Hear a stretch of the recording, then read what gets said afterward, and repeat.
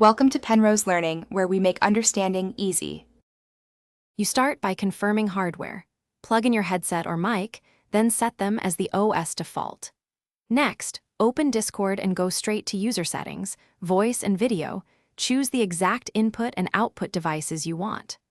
Once done, disable any exclusive mode in Windows and switch input sensitivity to manual so background noise gating won't cut or amplify unwanted sound. These first steps remove common device mismatches and give you control before deeper adjustments.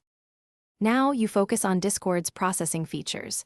Turn off noise suppression like crisp to hear your raw microphone signal, because aggressive suppression often creates background artifacts. Then, one by one, toggle echo cancellation, automatic gain control, and noise reduction. Listen after each change. Make sure to use Discord's mic test and voice diagnostics so you can compare before and after. This method helps you isolate which feature creates the unwanted background sound and why it appears. Finish by aligning sample rates. Set your OS and Discord to the same 44, 100, or 48, 000 Hz so you avoid resampling noise. Update audio drivers, restart Discord, and swap USB ports or cables to rule out hardware faults.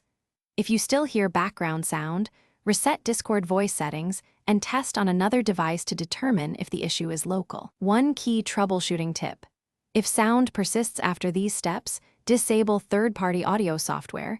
It often conflicts and creates background noise. Thanks for watching. If this was helpful, leave a like and consider subscribing. See you next time.